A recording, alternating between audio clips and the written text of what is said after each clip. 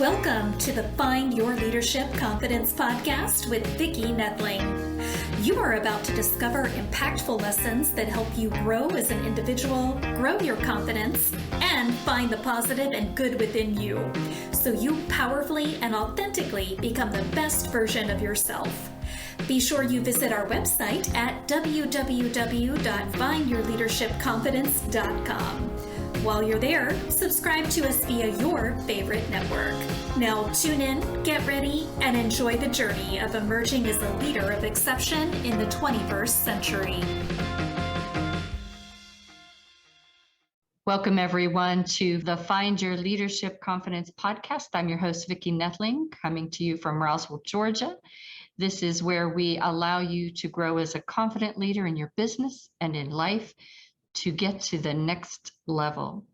And we interview guests that will help you, inspire you to grow your business and to enjoy the journey of becoming that heart-centered leader that our world so desperately needs. Be sure to check out my website at www.findyourleadershipconfidence.com.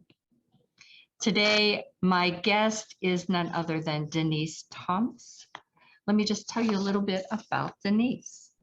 She is a TEDx speaker, jealous, international best-selling author, coach to parents of college-bound students. Everyone perk up your ears right now, right? Using her proprietary repeatable strategy, her two teens attended their first choice college on 17 scholarships, exceeding $199,000, walking out of college with cash in hand.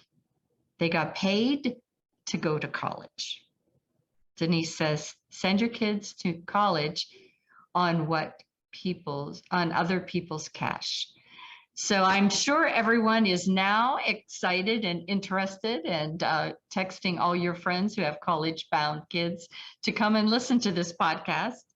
I've been anxious to definitely to talk with her. I unfortunately had two kids go through college, some with scholarships, some without, and have a college debt. So there you go. All right. So Denise, today we're going to talk about confidence equals college cash. Give us a little bit more about your background. You gave us the what you do kind of thing, but just give us a little bit. Who's Denise? Tell us a little bit about yourself. Oh, Denise is a diverse individual. There's a lot of really interesting, different types of aspects to Denise. When I was growing up, I played the guitar. My dad taught me how to play in the beginning, and then I took the ground running from there and learned from other people who knew how to play, and then learned how to learn on my own. As a high school freshman, I then taught other kids how to play the guitar. I was making $20 an hour when the national minimum wage at the time was less than $3 an hour. And this is something that I encourage other parents and teens to do, is find that thing that you're good at and teach it to others, because regardless of what it is, you can possibly make as much as 10 times the minimum wage.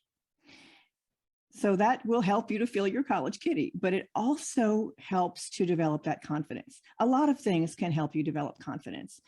For example, I love target shooting.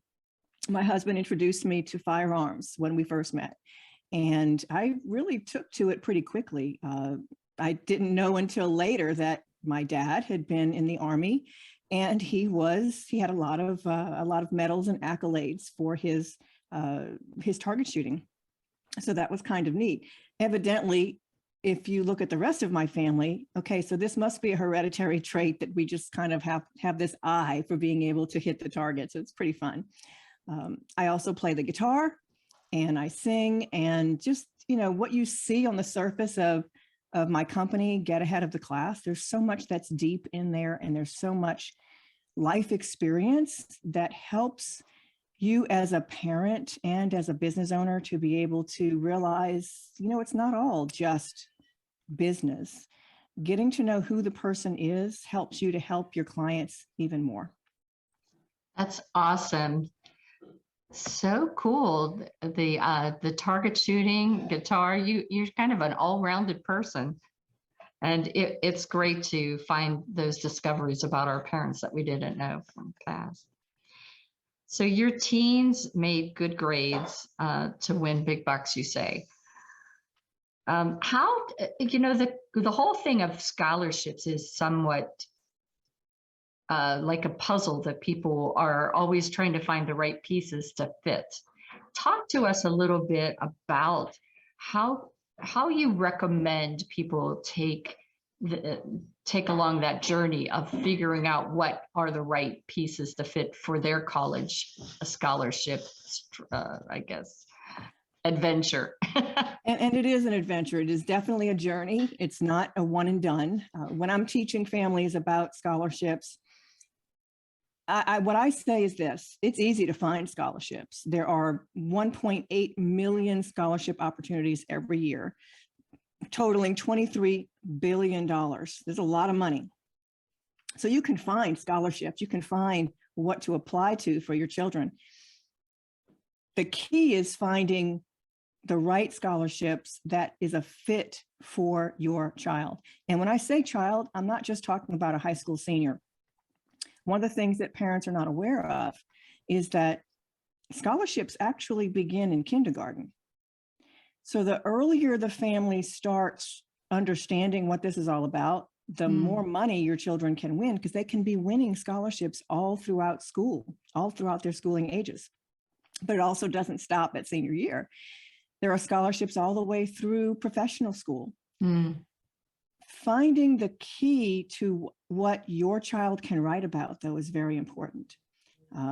When I was getting off of a stage in California before COVID, now we're finally able to get back into the live sessions. But prior to COVID, I was getting off of a stage in California, and a mom approached me afterwards and said, "Your kids must be geniuses, because my child applied to 40 scholarships and won none." Now, my heart really went out to her, because what I had not mentioned from the stage is that literally half of the scholarships my kids won, $100,000 worth, didn't even ask for GPA and test scores.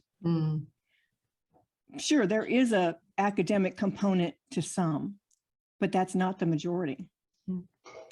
So now when I'm speaking, I try to make sure people understand it's not just geniuses that win scholarships. If that were true, it would only be your valedictorian, but that is totally not true.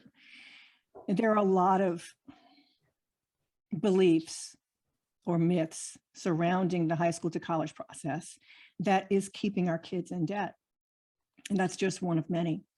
But it's not just finding the right scholarships, then it's understanding what it takes to win, because the vast majority, I think, are not even answering the question properly.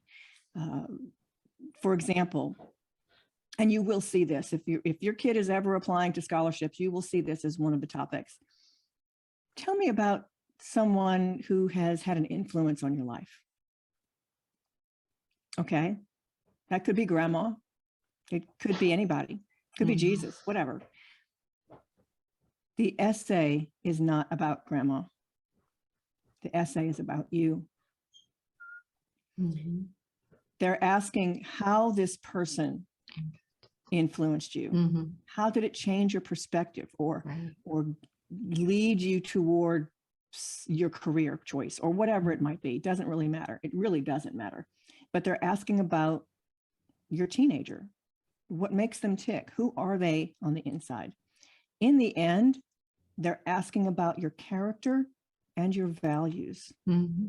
How can you show with stories? How can you show this without actually saying, I'm an honest person, I'm hardworking, etc.? So there's a lot of little things like that that are really important. Some people think, well, it's the topic. My kid didn't cure cancer. Okay, so I'll give you an example here. My son has his personal essay, and I asked my families, look, your kid needs this one personal essay, this one essay that they want to make sure whatever the content is something the colleges and scholarship committees know about them, something important. My son's personal essay was about a time in his life, a moment in time, when he had participated in a regional, I believe it was, regional or national martial arts tournament. He had just received his black belt. He thought this was the coolest thing since sliced bread. I mean, he had been taking karate for probably 12 years at that point. Finally reached the rank of black belt. And along the way, he had participated in a lot of tournaments. He always came home with something, a medal, a trophy, something. But at this national tournament with his black belt, he won nothing. The essay was about how he came back from that. From that disappointment. What did he do next? And what is the result of that essay is your character, perseverance, dedication, looking at failures as opportunities. What college, or for that matter, employer, isn't looking for that person? Absolutely. Exactly. So they're not looking for there's going to be the kid that cured cancer. Okay, got that. But the vast majority they know are not. Right. And you might even some scholarship organizations, some places will actually show you the essays that have won in the last 2 or 3 years. That's kind of cool. And you can see some of the topics that people are writing on. But it's not the topic. In my course, I give parents more than 30 winning essays to read.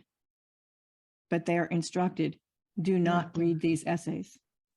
Don't. You wait until your child has written their essay, at least written the draft copy. Because I don't want the topic that they read about to influence what their child writes about. It's not the topic that wins. It's this completes your application. This tells them who you are. So there's so much involved. And for those that own businesses, it can be the whole process can be intimidating because you're thinking, well, we make too much money to quote, get anything. And yes, when I first started this research, my husband and I had just gone bankrupt, and it was a devastating bankruptcy. But by the time our kids were applying to colleges and applying for these scholarships, we were back up to multiple 6 figures. There's a way to do this. A lot of it is the choices that you as a family are making. And a lot of it is starting early in the process. We've been telling people to wait until junior year to do XYZ, wait till senior year to do that. Truth is, the kids who graduate debt-free, they didn't wait. A lot of things they started in middle school, right? And employers and colleges are looking at your teenager's digital footprint. So we talk a lot about that too, because they want to know who they're getting, right? And so I talk with some parents, oh, my kid's not on social. We don't let them be on social. No surprise. Okay. Yeah. Okay. We'll go with that for a moment. Truth is, they are, even though you don't think they are. But let's say that there's literally no digital footprint at all of your kid.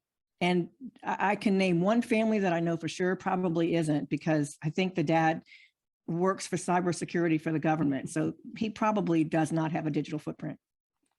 But if you have nothing, that's good too. All that means is that we don't have to fix what's bad or broken or leaves the wrong impression. Now we can go in and create what we want them to find. And you can't start that in senior year or junior year. Yeah, that's because it's obvious that you're padding your resume, so to speak, at this point, right? They know that, they can see it. So the earlier you start working on all of these things, number one, you're ahead of the game. Yeah. Your kid is probably going to have more money in their college kitty than their neighbor. But it also reduces the stress. You know, even as a business owner, if I'm trying to produce an online event that has multiple experts on it, and I'm going to host this puppy in 2 weeks, Vicki, there's going to be a lot of stress going on in those 2 weeks because I'm last minuting this puppy. Yeah. But if I've been working on it, every week or so, once or twice, I'm doing XYZ over the course of 3 months or 6 months. Yeah. Easy peasy. No problem. Yeah. Same is true when it comes to because think about it, regardless of what business you're in or industry you're in, even large conferences, they did not put that together a month ago. That was a year in the making. Yeah. And that's what makes it less stressful for everyone involved.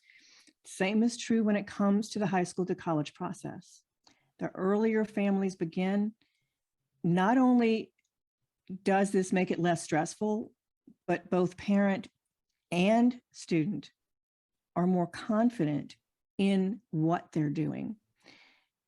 I know when I first was trying to figure out my kids' high school curriculum, we homeschooled our kids. I was terrified that we would miss something. Yeah. What if we miss something in their curriculum and they're not ready? You can have the confidence that you're not missing anything because everything is laid out for you. These are the steps. These are the things you do in whatever year you happen to be in for your kid.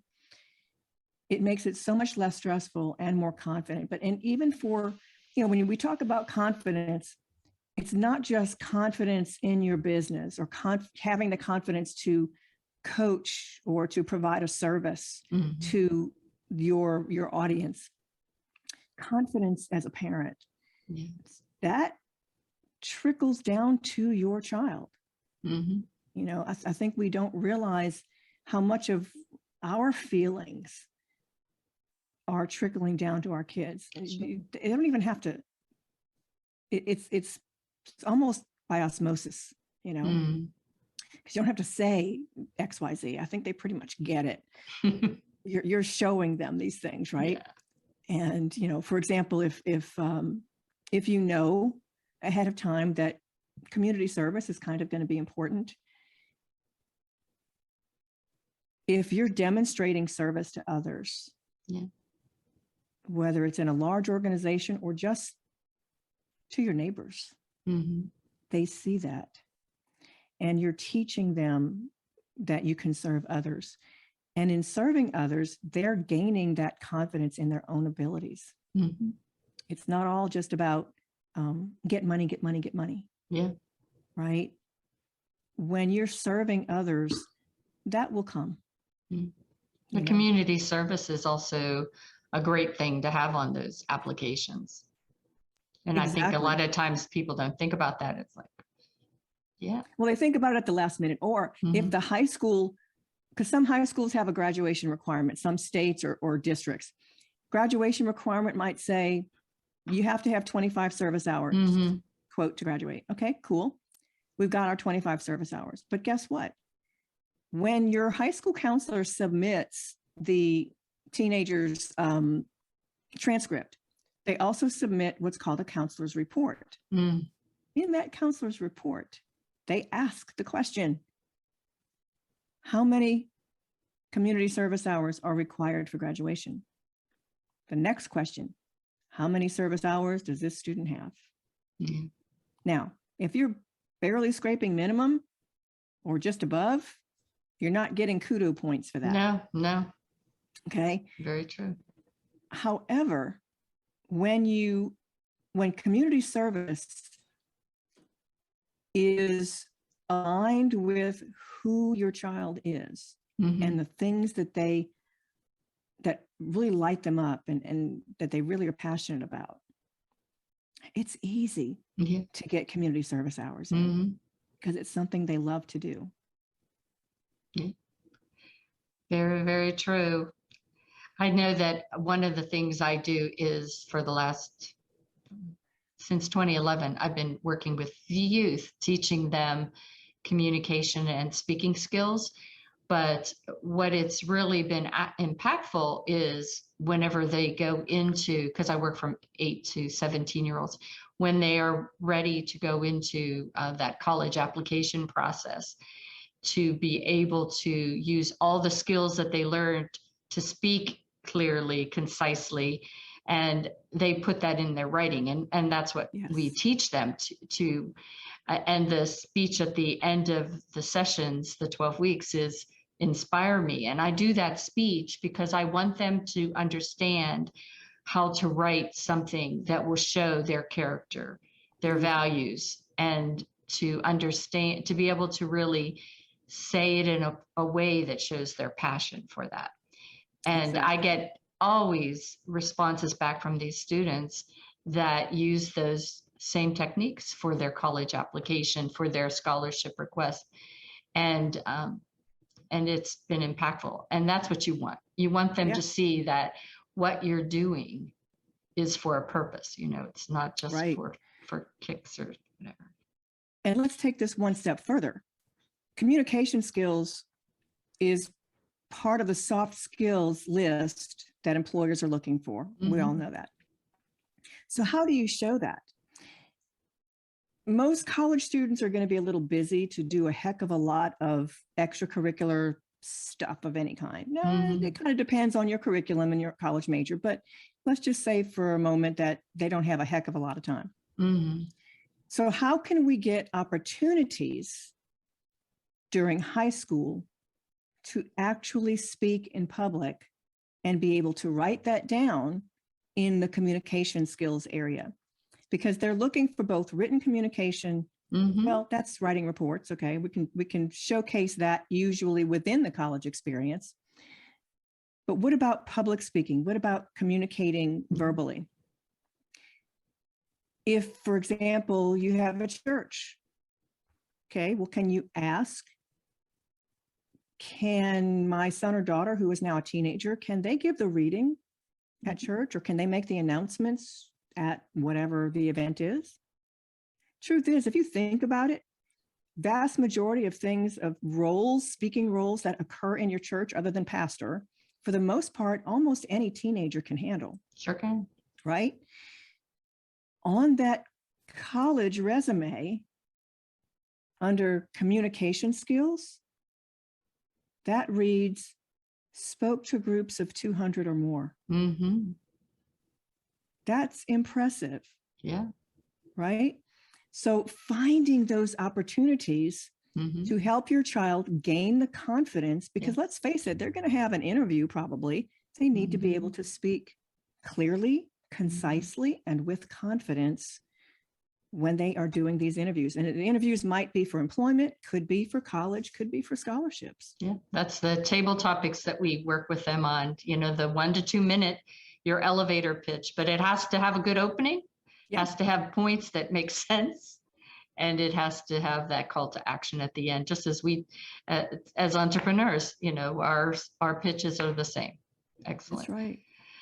So I wanted to also ask you, you talk about the values that you try to instill with these kids to, as you're trying to create these, you know, what is it that you're finding for the youth of today? You know, we always think, oh, all the youth is in trouble, but what are you finding?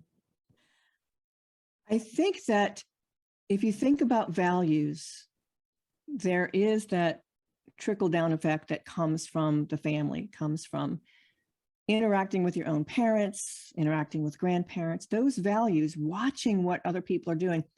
A lot of this is really under the surface. It's not conscious, it's subconscious. For values, again, it's going to depend on the family and what's important, what is already seen as important to the parents as to what the kids will end up usually gleaning. Not 100%, that's not 100% true, because there are other influences. They're going to be influenced by their friends, by their peers. In college, it's even more so, simply because The family is not around every day for the teenager or the young adult to witness what's happening in the family and how the parents are interacting. Yeah. But within the high school, the middle school arena, the values of your children are going to be yours for the most part. And I hate to say this, behavior as well, not just values, but behavior and character. Yeah. If you see something in your child that you don't like, look inward and figure out what is it a parent has done, said, demonstrated that is leading to this.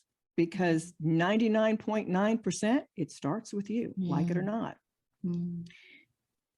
And I've seen this on occasion. It doesn't happen often, but sometimes a parent will post on Facebook or some forum, my kid is doing XYZ. I can't get them to do, whatever, la, la, la, la. And my first gut reaction is, you trained them that way. Yeah. It is a training. Parenting is a training process. Same is true as an entrepreneur. If you own a business, you are training your team to react in a certain way about certain things. You're also training your potential client as to what it takes to work with you. If you make them jump through hoops to get to you directly, it's going to be a lot harder for them to say yes, because they're wondering, where's the next hoop? Yeah. What's the next step that I need to take before we even get to that point? It's subconscious, but it's something that we have to, again, look back at and say, and I'm sure people have seen this before and understand. Most business owners or most salesmen, let's say, don't even ask for the sale. Right? Who knows why that is for each individual, but it's great to showcase your expertise and to help people along voluntarily, et cetera. But if you don't ask for the sale, you're not getting it. Yeah. It's highly unlikely. They might eventually say, so tell me a little bit more about how I get to work with you. But if you give them those opportunities in the beginning, it's going to come along a lot faster. And as far as my business is concerned, I don't want families to wait 6 months, a year, 2 years before they join my program and work with me, because they left a lot of money on the table. Waiting until high school senior year, and yes, most people do. Yeah. Why? Because that's what we're told. We're told, wait until your child has their college offers, or wait until they've done their SAT exams so we know what colleges would be a good fit. Totally wrong. Yeah. Talk to me early. Talk to me when your kid's in middle school, in early high school. Let's get you on the right path from the beginning, because there's a good chance at the end we are scrambling to make it look like your kid is awesome.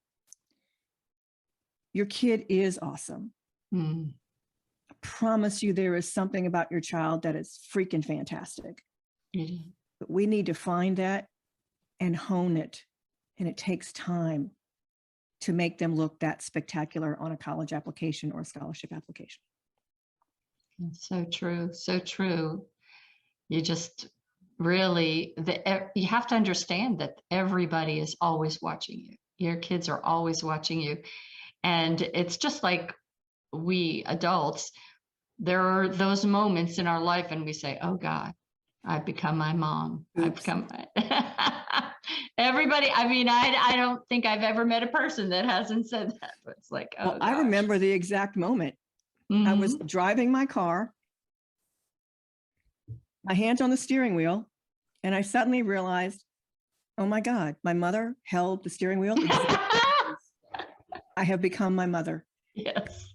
Now, my mother was wonderful. Don't get me wrong. She Yeah, passed away early in life, but yes, we will bring with us to our families and maybe even to our business practices, what we learned from our families. That is so true. So you do have to explore all of those avenues, even in your own home. Mm-hmm. So what if you had to kind of sum up a strategy, a roadmap for parents today, beyond taking your course, which is probably the first thing they should do? But if you wanted to give them just a kind of a takeaway, what would you say that their strategy should be? Well, I would say that the first thing to do is question every belief you have about the high school to college process. Question your beliefs around what colleges your kids should go to, or that they will be, quote, most successful in, or that will have them be most successful. And when it comes to listening to advertisement, to media, to other parents who are making comments online about whatever the topic might be related to high school to college, ask yourself, what is the motivation? What's in it for them? When a college, for example, goes test optional, as some number, not all of them, as some number of them did in the last 2 years due to COVID, ask yourself, what was their motivation for doing that? Trust me, it was not for you. It's not about, oh, well, there's some kids that don't test well, and so we're going to be test optional. I call BS. No. It was test optional because due to all of the COVID restrictions worldwide, not just nationwide, but worldwide, kids did not have opportunities to take these exams, or the opportunities were literally yanked out from under them. Yeah. So that was going, they knew ahead of time, they're going, this is going to severely restrict the number of applicants we get. Yeah. Quick, let's go test optional. And that's what they did. Now, and when you hear parents say things like, oh, well, you know, well, my kid did really poorly on the SAT this year, so you know, we're just gonna go with test optional schools. You go to test optional schools, you know, all the schools are test op. No, they're not. Early in COVID, 50% were test optional. Over the next 3 years, that is so going away, it's not even funny. Yeah. Less than 10% will be test optional. They're going back to test required for admissions. Now, just because a school may be test optional for admissions does not mean they're test optional for scholarships. Think about that. A lot of families were very disappointed. Schools that traditionally gave a bunch of scholarships, suddenly their kid, okay, we got accepted, but there was no money, or there was very little money. Did you submit test scores? Well, no. There you go. And certain other groups of students or types of students, some colleges require it. For example, homeschoolers, students from other countries, etc., may be required to submit test scores regardless. When high school counselors and parents say things like, oh, don't bother applying for scholarships, don't bother applying for national scholarships because nobody wins those, or don't bother studying for the PSAT exam because only geniuses win national merit. Okay, I've got 2 kids. They're not geniuses. They both won national merit. This is a strategy exam. It is not an IQ test. Yeah. But again, think about the motivation. Why would someone say that? Well, either it could be misinformation. They're just repeating what they hear. Yeah. Or it also could be misery loves company. My kid didn't win scholarships, so neither will yours. Yeah. As a matter of fact, I have a client whose brother and sister-in-law are physician and literally rocket scientists. They each have a girl.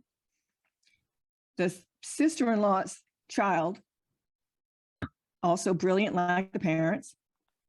Oh, well, our daughter didn't win these scholarships, so you probably shouldn't bother. Well, number one, what she just said is your kid is stupid or less smart than Yeah, mine. So that was rude. right. Okay. Let's start with that was rude. Mm-hmm. But so it's not about intelligence. It's about knowing the strategies. It's about applying to the right schools and the right scholarships and knowing how to win. Wow. So use caution when Mhm. you are hearing and listening to what is Yeah. out there. Because heck, if I can do it, anybody can. Yeah. But it just takes time. And that's why you've got to start early, Correct. because it just could overwhelm you if you wait till junior year. Well, and I will say, some have asked, well, if they suddenly start questioning about this, and their kid is a senior, are they totally,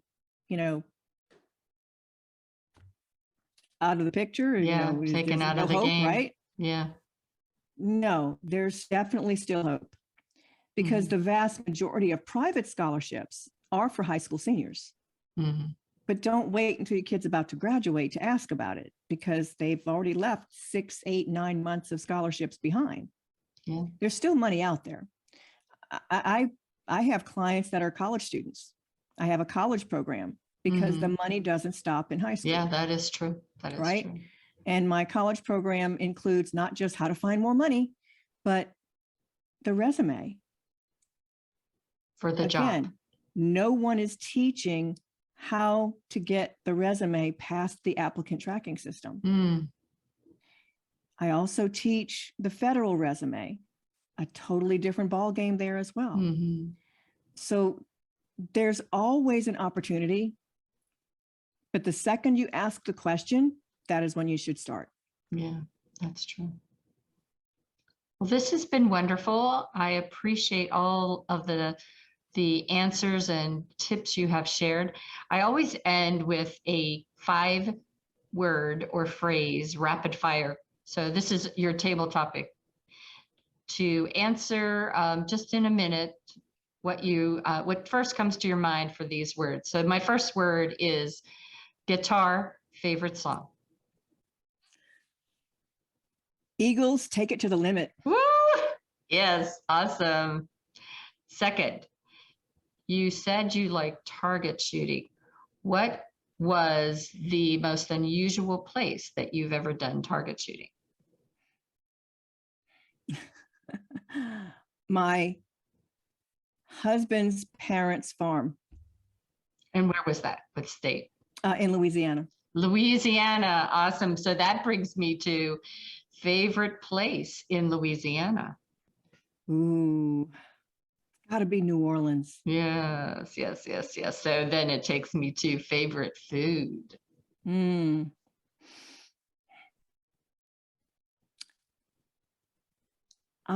There's two really, really, really good ones. I love shrimp and grits, and I also love crawfish etouffee. Ah, yes, yes, yes. And final thing, if you could go anywhere, where would you go for 10 days? Italy. Yeah. That was easy. Yeah. Where though? I mean, Italy is big, It is big. It is big. I tour the whole country. I did the southernmost portion mostly from Rome south for 15 days. And that was not enough time. I will tell you, not enough time at all. So I would probably try to take the northern upper part of the boot, because I didn't get to see any of that. And when we were there, my husband said, if I wasn't there with her, I don't think she'd have come home. And he's right. I would live there in a heartbeat. It is just incredibly gorgeous. That is on my list. I actually have been to Milan, and then I took a train to Lake Como, and that was fantastic, fantastic. This has been wonderful. I am going to share my screen, and I'm going to probably update my slide because I realized I didn't put your Facebook and all those, or your website and things. That I'll update that so that the people that see this will see the updated slide. But we can just go over those things because we have to do that anyway for the audio portion. So we have a free gift. I want you to just talk a little bit what your free gift is. We have the link to that here. If you're on audio, it is https://www.getaheadoftheclass, all spelled out GETAHEADOFTHECLASS.com/branding dash digital dash footprint dash fun. And again, you can email her. Her email address is right there, denise.thomas007@gmail.com. Again, that's DENISE.THOMAS007@gmail.com. She will be happy, I'm sure, to share all of this information and talk to us a little bit about getaheadoftheclass.com, Fran. Awesome. Okay, so we talked just slightly during our show about branding and about the digital footprint. Well, your child's digital footprint is their brand. Mm-hmm. Now, we think about branding and brands, we think of that as a business logo and colors, and which it is, but it's way more than that. Your business brand is how people feel about your business. It's what draws them in to buy or not buy. The same is true for your teenager. And by the same token, adults. You have a brand. It's a personal brand. It's how people feel about you when they interact with you, when they get to know you. So this opportunity is for you to assess and help your teenager, your children, to assess their digital footprint. It doesn't go into creating it. It goes into fixing what is wrong. What is it that might throw someone off when they see it on your child's digital footprint? If you Google search their name, for example, or their social media content. And it goes beyond what your child may have posted on Instagram or whatnot. But what are they tagged in that other people have posted?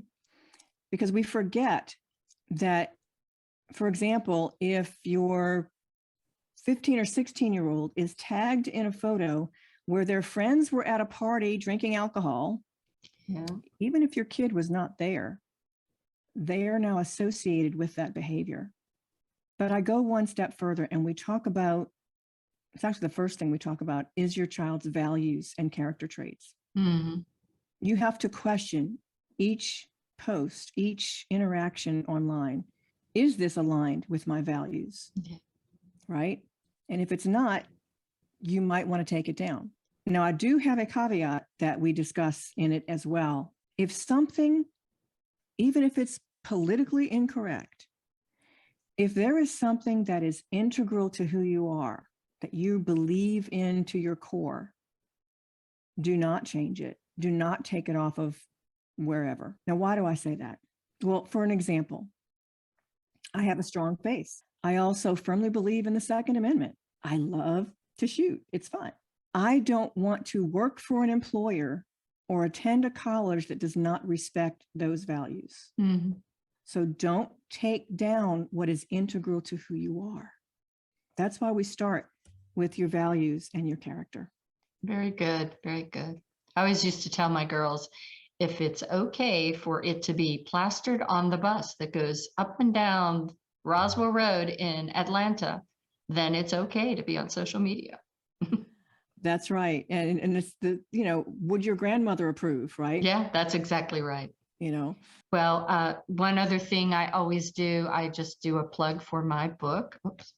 And it is Unstoppable by Rochelle Marie Lawson. I'm chapter 5, and I would love for you all to just take a look-see on Amazon to see if you might like to partake in learning a little bit more about who I am and the confidence that I promote. And I want to just take this opportunity to say what a pleasure it was. I knew when I first met you in one of our our different coaching groups that I was going to have you on the podcast. I didn't even have the podcast started yet, and I knew I was going to need to have you, having lived through the college experience, not once, not twice, but 3 times, because I didn't go to college till I was in my late 40s. And I had a daughter that got ill during her sophomore year of college. And luckily we had worked with the college, the SCAD, Savannah College of Art and Design, from the time she was just going into 8th grade. Wow. She knew that she wanted to go there. And they told us what classes to take to go, because she went to a local school here for the first 2 years for core. And that second year is when she got ill. And so having a job was just not in the picture. And those scholarships that she got were very helpful. Not completely helpful because of that income thing, but it still was life-saving for those first 3 years. So I knew that our audience needed to know what you know. And I hope that they will all take advantage of sending you an email, taking advantage of your free gift, and also considering having time to work with you to really make that process a little less painful. Any closing thoughts that you might have before I formally close out? Well, thank you so much, Vicki, for having me on the show. Confidence is not something that parents think about when they're working through the high school to college process, or really even when they're applying for their own job. It's just not something that comes to mind, but it's so important in so many things and aspects of our lives. Just having the confidence to return a plate at a restaurant because it came to you cold. You need to be able to respectfully do those kinds of things. And that does take confidence. Yeah.